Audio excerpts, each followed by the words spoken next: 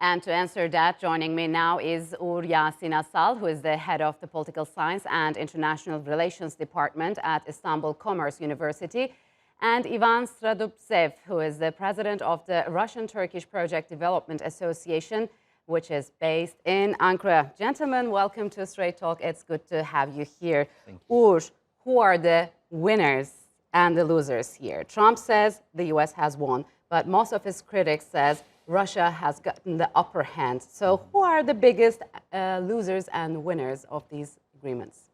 It's already seen that the loser of the situation is the US because they're just trying to put the global effect on the region.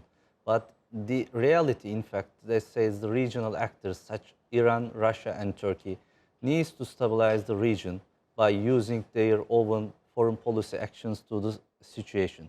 This is why, as the winners of the situation and being in a peace operation of the Turkey, as a spring peace operation, we will see the Russia, Iran and the Turkey are the winners one, as just try to put the initiative through the Astana process.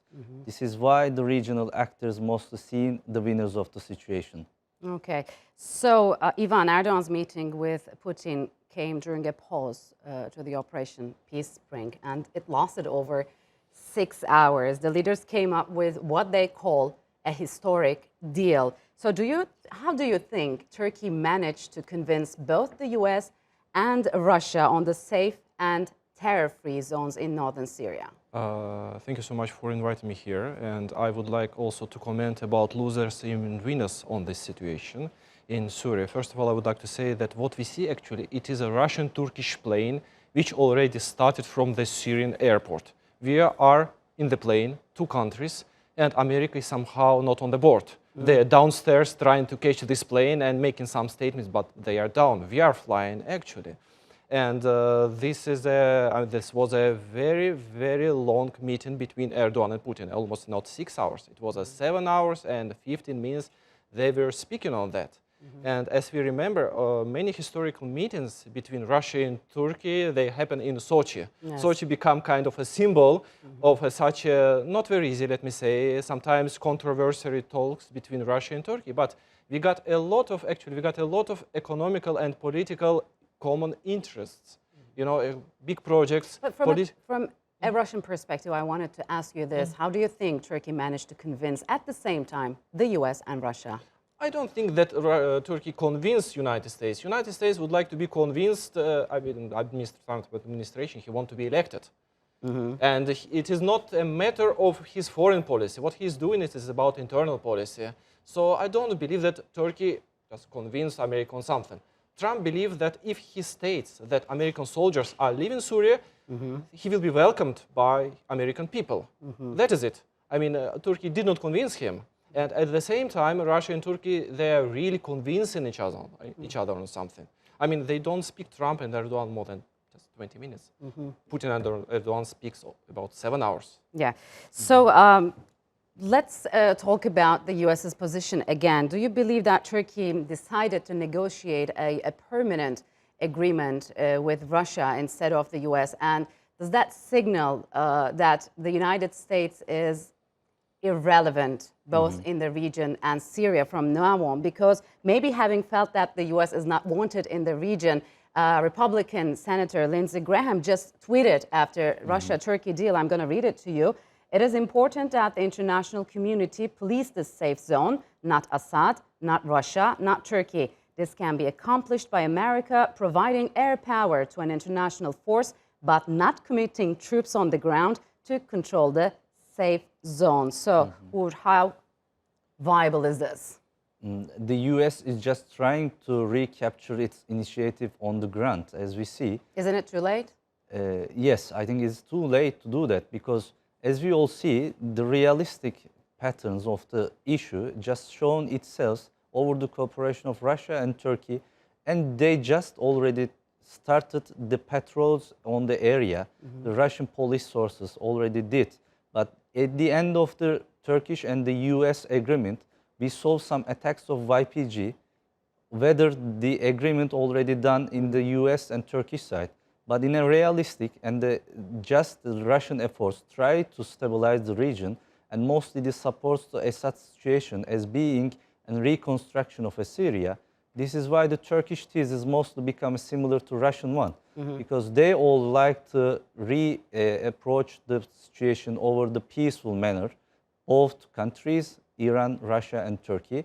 And this is why the Astana process also should itself be on the front rather than the Geneva one. But on the on the US and Turkish agreement, we saw a keen focus on the peace processes in Geneva. But in the reflections from the field and the Russian efforts to being together. Okay. So how do you think this agreement will change the balance of power in the region? And where do you think Iran stands now? First of all, let me say that starting from now, the main players in Syria, a part of official Damascus, are Turkey and Russia. There is no America anymore in Syria when Trump, first of all, declared that American soldiers will leave the country and already started this process. And he lost his power on the ground when he said that they will just leave now PYD groups. So he lost also his power on the ground. Europe already lost this power when they rejected to come together again in Istanbul format. Because you remember, Russia and Turkey, they put a lot of efforts to come together as 4 countries in Istanbul.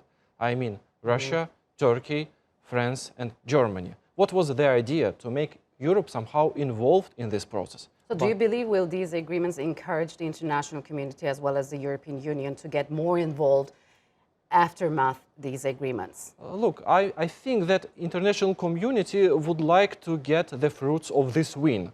They saw that something important is going on between Russia and Turkey. They saw how strong they are now together, how they manage to deal with their contradictions and how to balance that. And now, you know, we got such a wording like win got a lot of fathers. Everybody now is trying to be the father of this win and just somehow show themselves. You know, today there is a meeting in Brussels between the defense ministers of the NATO countries, and they would like to just somehow to send some statement to Russia and Turkey. So, given all these developments, do you believe that Turkey has become too reliant on Russia?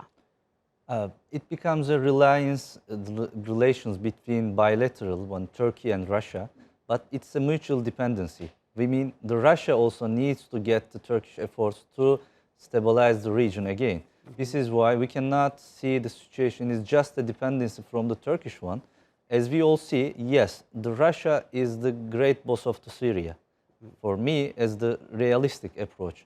But also Russia needs to get a Turkish efforts and being together as stayed out of the US to the region. This is why we can call as a mutual dependency. So what kind of threats or dangers lie ahead both for Turkey and Russia in northern Syria? I think there are a few questions which we should pay attention to. I would not call them threats. I would call some sensitive moments which will have to be resolved. First of all, we need to remember about Idlib and how to solve this issue. Second of all, we have to think about refugees, how to bring them to the safe zone.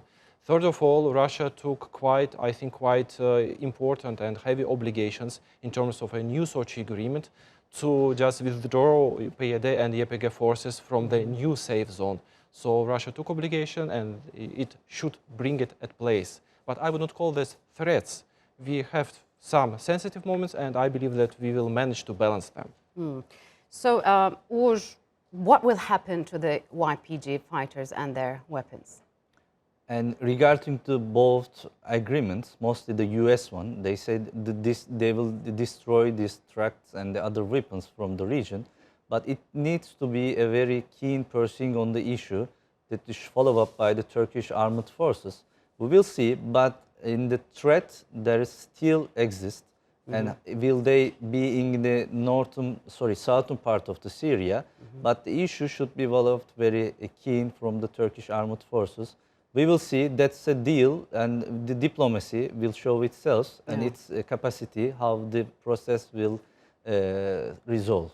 From the very beginning, there seems there's going to be a long, thorny, and a costly process for the region. We'll see how will that play out. We're out of time, gentlemen. Thank you very Thank you much so for much. Thank joining you very me on much. Strait Talk. Thank you.